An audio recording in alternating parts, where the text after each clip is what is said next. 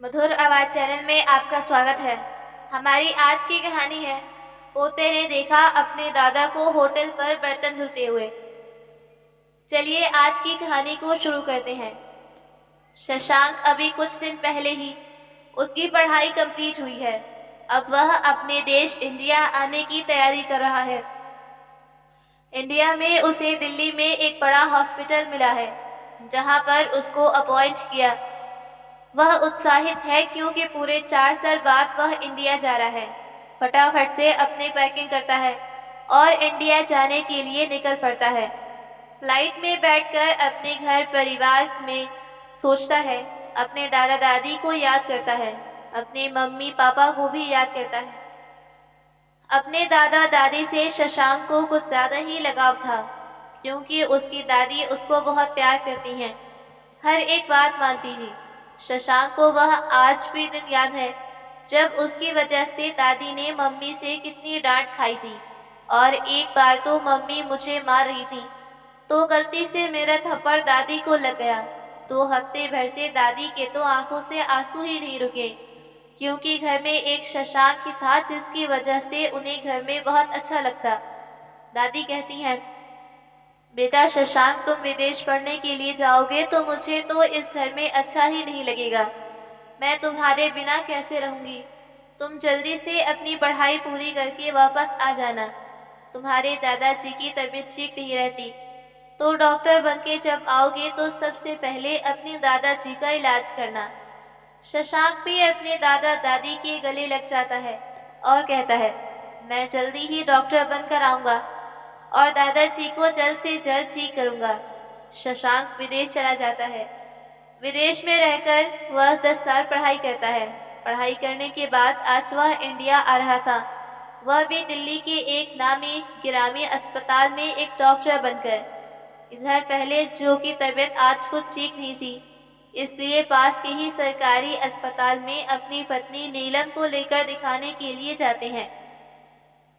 10 रुपए का पर्चा कटवाते हैं और डॉक्टर को दिखाते हैं। डॉक्टर प्रहलाद को देखने के बाद कहते हैं, आपकी शुगर बहुत बढ़ी हुई है और बीपी भी बढ़ा हुआ है। मैं आपको कुछ दवाइयाँ लिख देता हूँ, बाहर दुकान से ले लेना। मैं आपको सरकारी दवाई ही लिखना हूँ जो सस्ती भी है, आप आराम से खरीद लेंगे। क्योंकि सरकारी अस्पताल में बैठने वाला डॉक्टर पहले चीकू अच्छी तरह से जानता था और उनकी परिस्थितियों से भी अच्छी तरह से परिचित था। पहली चीज डॉक्टर का धन्यवाद करते हैं वह, और दवाइयों का पर्चा लेकर बाहर से दवाइयाँ खरीद लेते हैं। एक हाथ में अपनी दवाइयाँ और छड़ी को पकड़ते हुए और एक हाथ से अपनी पत्नी का हाथ पकड़कर रोड के पास आकर खड़े हो जाते हैं। ऑटो का इंतजार करते हैं। आसमान की तरफ देखते हुए नीलम जी कहते हैं, ऐसा लग रहा है कि आज तो बारिश होगी। चारों तरफ से बादल छा रही हैं। चलो जल्दी से ऑटो करके घर चलते हैं, नहीं तो हम दोनों भीग जाएंगे और तबीयत खराब हो जाएगी। तभी दूर से उन्हें एक ऑटो आता हुआ दिखाई देता है। नीलम जी ऑटो को हाथ देती है। ऑटो में बैठते ही झमझम बारिश शुरू हो जाती है। बारिश को देखते ही पहले जी अपनी पत्नी नीलम से कहते हैं, याद है नीलम, तुम्हें बारिश कितनी पसंद है। अरे हर बार इसमें तुम 1 से 2 बार जरूर भीगती थी, लेकिन अब तो हमारी उम्र हो गई, अब तो बारिश से डर लगता है। लेकिन उनके घर के पास वाली गली बहुत ही सक्रिय है जहाँ पर ऑटो नहीं जा सकता, उन्हें पैदल ही आना पड़ता है। इसलिए दोनों लोग घर के बाहर वाली गली में ही उतर जाते हैं। बारिश बहुत तेज हो रही थी लेकिन घर भी पहुँचना है। नीलम जी अपनी पति की दवाइयों को एक पॉलिथीन में लेकर अपनी साड़ी के पल्लू से छुपा लेती हैं। भीगते भीगते और अपने पति का हाथ पकड़कर धीरे धीरे घर की तरफ चल पड़ती हैं। उनके पति फिसल कर न गिर जाएं, इसलिए वह अपने पति का हाथ पकड़कर धीरे धीरे चली जा रही थी। धीरे धीरे करके बाहर वाले कमरे में बैठी बहू दूर से ही अपने सास ससुर को बारिश में एक दूसरे का हाथ पकड़कर आते हुए देख लेती है और अपने पति पवन को बुलाते हुए कहती है, देखो इतने बुढ़ापे में भी तुम्हारे मम्मी पापा इश्क फरमा रहे हैं। दोनों लोग बारिश में भीगते हुए एक दूसरे का हाथ पकड़कर चले आ रहे हैं। अरे इनको बिल्कुल भी शर्म नहीं आती, इतना बुढ़ापा आ गया, मोहल्ले के लोग देखेंगे तो क्या सोचेंगे। पवन भी आंखें तरेरता हुआ कहता है, आने दो आज मम्मी पापा को, देखता हूँ अच्छी तरह से, समझा दूंगा कि इस मोहल्ले में हमारी बड़ी इज्जत है, पूरी इज्जत को मिट्टी में मिलाकर रख देंगे यह दोनों बुढ़ी बूढ़ा। शर्म नहीं आई, लेकिन वह दोनों यह समझने के लिए तैयार ही नहीं, क्योंकि उनके माता पिता एक दूसरे का हाथ इश्क फरमाने के लिए नहीं, बल्कि एक दूसरे को सहारा देने के लिए पकड़े थे, कहीं बारिश में कोई फिसल ना जाए। जैसे ही नीलम जी और प्रहलाद जी घर पर आते हैं, बेटा चिल्लाते हुए कहता है, तुम लोगों को शर्म नहीं आई, घर में बहू है, नाते पोती हैं, इतने बड़े बड़े हो गए, फिर भी एक दूसरे का हाथ पकड़कर पूरे मोहल्ले में बड़ी शान से चले आ रहे हो। नीलम जी अपने बेटे से कहती हैं, बेटा मैंने तुम्हारे पिताजी का हाथ इसलिए पकड़ा था, कहीं वह फिसल कर गिर न जाए, तुम्हें तो पता है पिछली बार गिर गए थे तो 6 महीने तक ठीक नहीं हुए थे। और बेटा मैंने तो तुमसे पहले ही कहा था कि तुम अपनी कार में लेकर पिताजी को डॉक्टर के पास दिखा कर लाओ, लेकिन तुमने मना कर दिया कि तुम्हारे पास समय नहीं है, इसलिए मुझे जाना पड़ा। बारिश हो गई तो इसमें मेरी क्या गलती। इतना कार नीलम जी अपने गले कपड़े को बदलने के लिए चली जाती हैं और अपने पति को भी सूखे कपड़े निकाल कर दे देती हैं। आप भी कपड़ों को बदल लीजिए। पहले जिस ट्रांसपोर्ट का काम करते थे, लेकिन अब उनकी तबीयत ठीक नहीं रहती, इसलिए उन्होंने इस काम को छोड़ दिया है। उनसे इस उम्र में अब काम चलना फिरना नहीं बनता और तबीयत भी ठीक नहीं रहती। पवन ने भी अपने पिताजी के ही बिजनेस को अपनाया था। ट्रांसपोर्ट में प्रहलाद जी की अच्छी खासी पहचान थी, इसलिए उन्होंने अपने बेटे को भी इसी लाइन में लगा दिया। बेटा भी अच्छे खासे पैसे कमाने लगा था। पहले के पास जितना क्षमा पूंजी थी, उन्होंने अपने बेटे पर खर्च कर दी और जितने भी पैसे कमाए थे वह घर बनवाने में खर्च कर दिए। उन्होंने अपने बुढ़ापे के लिए बिल्कुल भी पैसे नहीं जोड़े। अब जब बुढ़ापे में उनकी तबीयत खराब होती तो उन्हें दवाइयों के लिए, छोटे छोटे ज़रूरत के लिए अपने बेटे और बहू के आगे हाथ फैलाने पड़ती और बेटे बहू को 100-50 रुपए देने में भी आफत आ जाती। बहू अपने लिए 5,000 की शॉपिंग कर ले, उससे बेटे को कोई दिक्कत नहीं, लेकिन अगर माँ के ऊपर 500 भी खर्च हो जाए तो बहू घर में कलेश कर देती है कि घर में बैठे बैठे बस खर्च बढ़ते रहते हैं, ना तो कुछ पैसे बचते हैं और ना ही कमाते हैं, मेरे ऊपर बोझ बनकर बैठे हुए हैं। एक दिन नीलम पवन से कहती है, मैं तो तुम्हारे माँ बाप से बहुत तंग आ गई हूँ, अब मैं उनके साथ नहीं रह सकती, ऊपर से बूढ़ा बीमार रहता है तो अब सास भी कोई काम के नहीं कर पाती, पूरा दिन अपने पति की बीमारदारी करती रहती हैं, मेरे बस का नहीं है कि बुढ़ा बूढ़ी को बनाकर खिलाने की। तुम ऐसा करो, या तो इनको किसी वृद्ध आश्रम में छोड़ाओ या फिर घर से निकाल दो, अब मैं उनको अपने घर में नहीं रख सकती, मेरे किसी काम के हैं नहीं, घर में बैठे बैठे खर्च बढ़ाते हैं। बेटे को भी लगता है कि माँ बाप पर पैसे खर्च करना फालतू ही है, हम उनको अपने साथ नहीं रखेंगे। कहता है, तुम चिंता मत करो, मैं हफ्ते 10 दिन में ही इन लोगों को घर से निकालता हूँ। 10 दिन बाद पवन अपने माता पिता से कहता है, मैंने दिल्ली में एक बड़े डॉक्टर से बात की है और सोचा है आपको उधर अच्छे से डॉक्टर को दिखा दूं, आपकी तबीयत बहुत खराब रहती है, एक बार अच्छे से डॉक्टर को दिखा दूंगा तो आप ठीक हो जाओगे। बहू भी बेटे की हाँ में हाँ मिलाती है और कहती है, सही कह रहे हैं, पापा को एक बार दिल्ली में बड़े डॉक्टर को दिखा दो, फिर इनकी तबीयत ठीक हो जाएगी। प्रहलाद जी और नीलम जी अपने बेटे बहू की इतनी चिकनी चुपड़ी बातों को सुनकर आश्चर्यचकित रह जाते हैं। उन्हें तो समझ ही नहीं आता कि उनके बेटे बहू उन्हें दिल्ली जैसे शहर में दिखाने के लिए कैसे तैयार हो गए।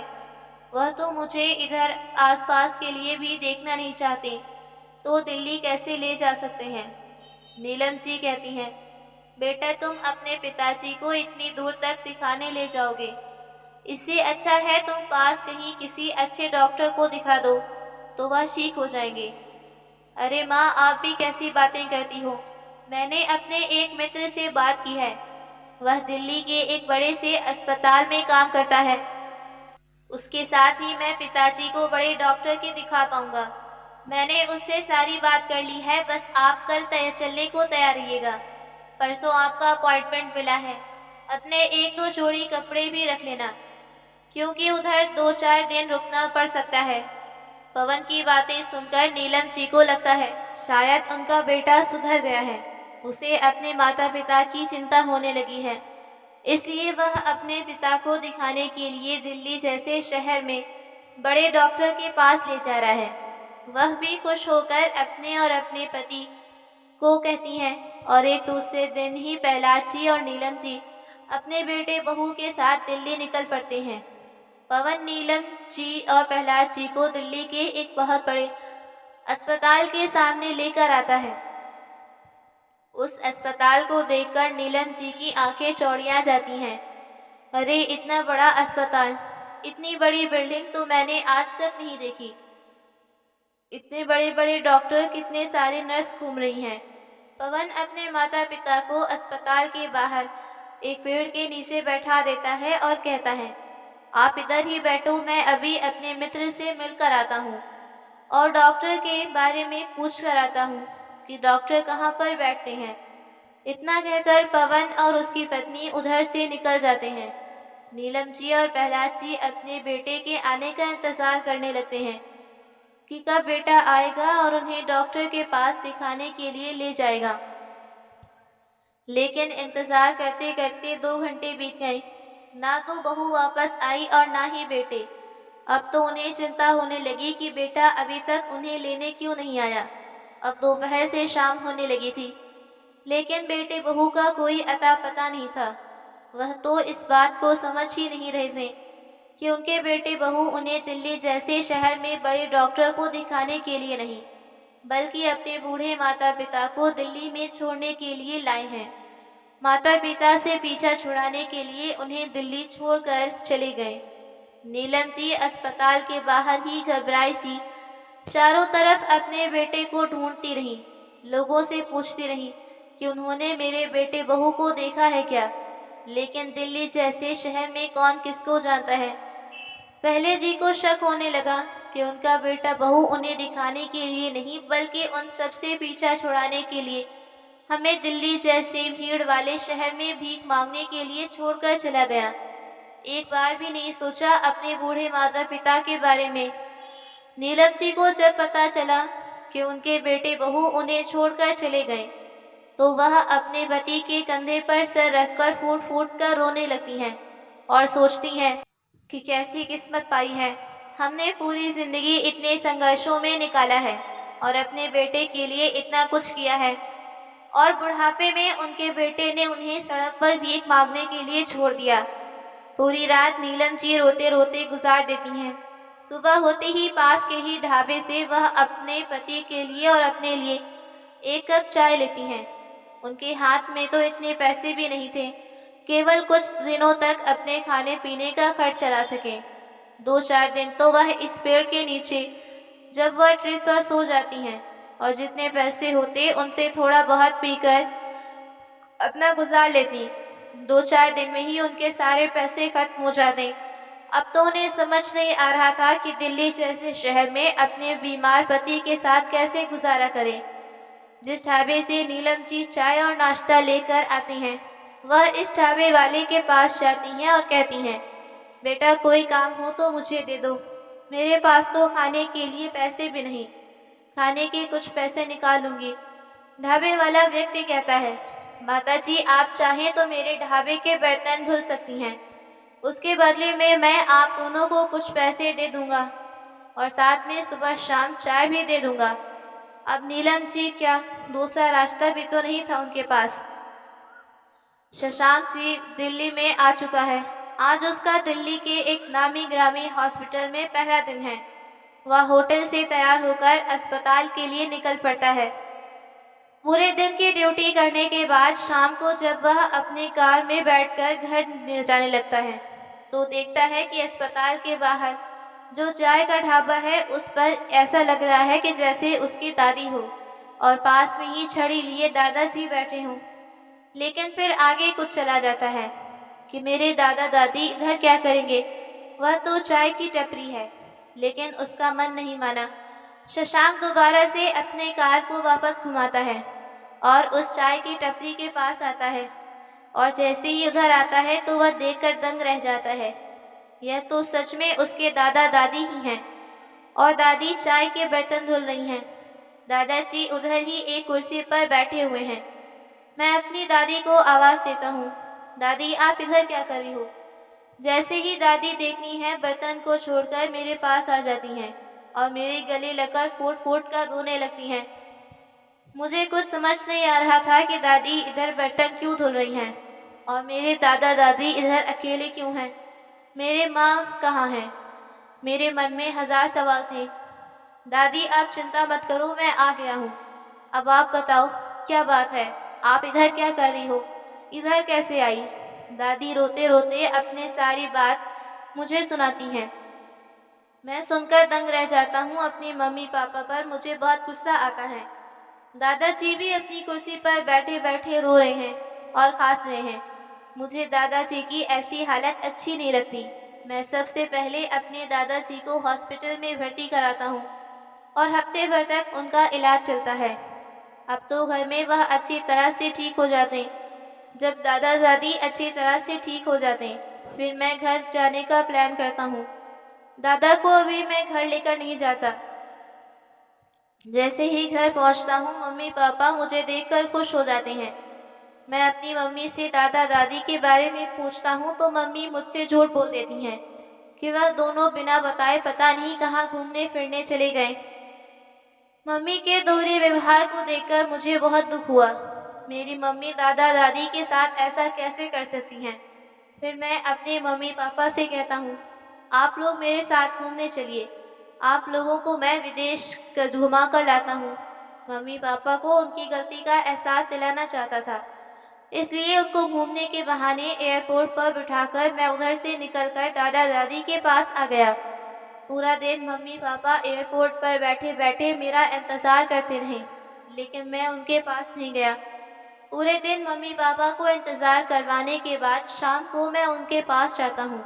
मुझे देखते ही मम्मी मुझे लिपट कर रोने लगती हैं। बेटा तुम हम दोनों को छोड़कर कहाँ चले गए थे?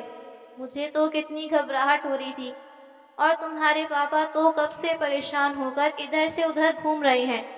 अरे कम से कम बता तो गए होते, मुझे अकेला छोड़कर कहाँ चले गए? अपनी मम्मी के मुंह से इस तरह की बातें सुनकर शशांक कहता है, क्यों माँ, जब आपने दादी को अकेला छोड़ा था तब सोचा था कि उन्हें कैसा लगा होगा, और आप तो कभी उनको वापस लेने भी नहीं आई। आपको तो पता ही नहीं वह कहाँ है, कैसे हैं। मेरी बातें सुनते ही मम्मी पापा के पसीने छूट गए। मम्मी पापा सब छोड़कर जमीन पर बैठ गए। उनके मुंह से एक शब्द नहीं निकल रहा था, सिर्फ आंसू निकल रहे थे। उन्हें अपनी गलती का पश्चाताप हो रहा था। मैंने अपने पापा से कहा, पापा आप सोचो कि सिर्फ कुछ घंटों के लिए मैंने आपको छोड़ दिया तो आपको कितना दुख होगा। क्या सोच लिया आपने? और आपने तो दादा दादी को अपने साथ कितना गलत व्यवहार किया। सोचो अगर ऐसा ही व्यवहार आपके साथ मैं करता, हमेशा के लिए छोड़कर चला जाता, तो आपको कैसा लगता। मुझसे बहुत बड़ी गलती हो गई, मुझे माफ़ कर दो। मम्मी पापा दोनों ही अपनी गलती का पश्चाताप करते हुए रोने लगते हैं। तभी शशांक अपने दादा दादी को मम्मी पापा के सामने लाकर खड़ा कर देता है। अपने माँ बाबूजी को अपने सामने देखकर पवन उनके पैरों में गिर जाता है और कहता है, बाबूजी मैं बहुत ही भूल गया हूँ, मुझसे बहुत बड़ी गलती हो गई, मुझे माफ़ कर दो। मेरे ही बेटे ने मुझे मेरी ज़िंदगी का बहुत बड़ा सबक सिखा दिया। अब आप दोनों घर चलो, आप दोनों को मैं बहुत अच्छी तरह से रखूँगा, कोई तकलीफ़ नहीं होने दूँगा। पहले नीलम जी और बेटे बहू को माफ़ करते हैं और सभी लोग हंसी खुशी फिर से गांव में आकर रहने लगते हैं। शशांक भी खुश है कि उसके मम्मी पापा सुधर गए और दादी दादा को अच्छी तरह से रखेंगे। वह अपने मम्मी पापा को अच्छी तरह समझाता है कि अब दादा दादी के साथ किसी भी तरह का गलत व्यवहार मत करना, नहीं तो मुझसे बड़ा कोई नहीं होगा। तो दोस्तों, आपको यह कहानी कैसी लगी? पसंद आई हो तो कमेंट करके ज़रूर बताइएगा।